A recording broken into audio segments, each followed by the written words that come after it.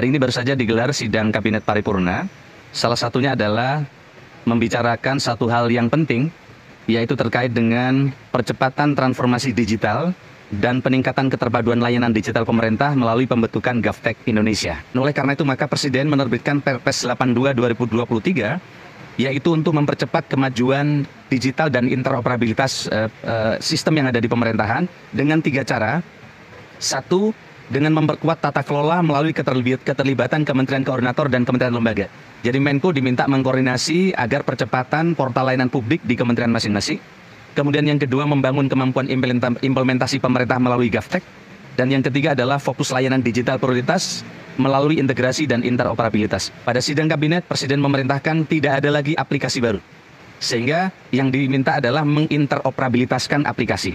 Sambil aplikasi umum yang disiapkan oleh pemerintah, yang akan dibuat oleh tim SPBE, yaitu oleh Menkominfo, Menteri Keuangan, Menteri Dalam Negeri, BRIN, BSSN, kemudian Menpan RB sebagai koordinator, yang dikoordinasi juga oleh para Menko. Targetnya ini kita punya lini maksud 3-4 bulan, ini akan segera diintegrasikan.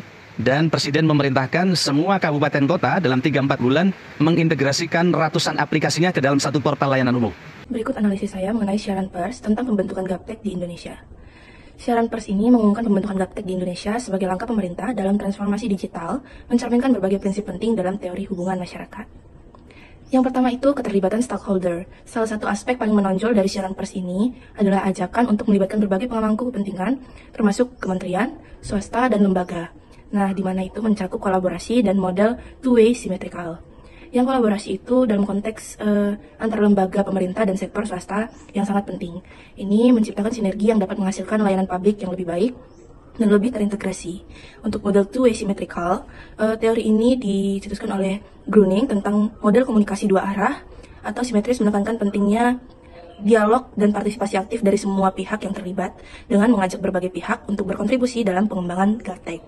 Pemerintah menunjukkan komitmennya untuk mendengarkan masukan dan kebutuhan masyarakat.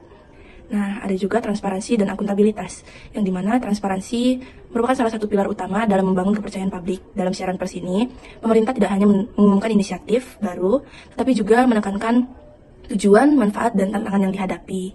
Nah, yang dimana itu meningkatkan kepercayaan dan akuntabilitas. Meningkatkan kepercayaan dengan memberikan informasi yang jelas dan terbuka. Pemerintah dapat meningkatkan tingkat kepercayaan publik.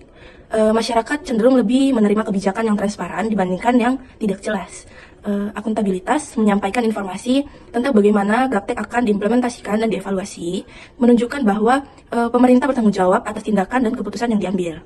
Nah, perlunya juga strategi komunikasi yang efektif.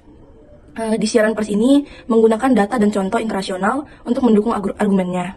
Nah, contohnya itu seperti legitimasi kebijakan dan menyasarkan audiens yang tepat. Nah, di mana dengan merujuk pada praktik yang terbaik dari negara lain, pemerintah menunjukkan bahwa inisiatif ini nggak hanya berasal dari ide lokal, tetapi juga telah terbukti berhasil di tempat lain. Lalu menyasar pada audiens yang tepat dengan menggunakan bahasa yang jelas dan data statistik yang dapat menjangkau audiens yang lebih luas, termasuk media, akademis, dan masyarakat umum. Ini penting untuk memastikan bahwa pesan dapat dipahami oleh berbagai kalangan. Lalu juga pada siaran pers ini membangun citra positif, nah di mana berfungsi untuk pemerintah sebagai entitas yang proaktif dalam menghadapi tantangan digitalisasi. Yang dimana itu menciptakan inovasi dan modernisasi dengan memunculkan GovTech di Indonesia. Pemerintah menunjukkan komitmennya terhadap inovasi dan modernisasi layanan publik. Ini membantu memperkuat citra pemerintah sebagai lembaga yang adaptif terhadap perubahan zaman. Nah, perlunya juga pemberdayaan masyarakat. Transformasi digital tidak hanya meningkatkan efisiensi layanan, tetapi juga memberdayakan masyarakat dengan akses yang lebih baik terhadap informasi dan layanan publik. Penggunaan media sosial dan platform digital dalam konteks saat ini sangat penting untuk menyebarkan informasi. Nah, yang pertama itu meningkatkan jangkauan. Siaran pers ini dapat disebarluaskan melalui berbagai saluran media sosial untuk mencapai audiens yang lebih luas lagi. Hal ini sejalan dengan tren komunikasi modern di mana informasi lebih cepat tersebar melalui platform digital.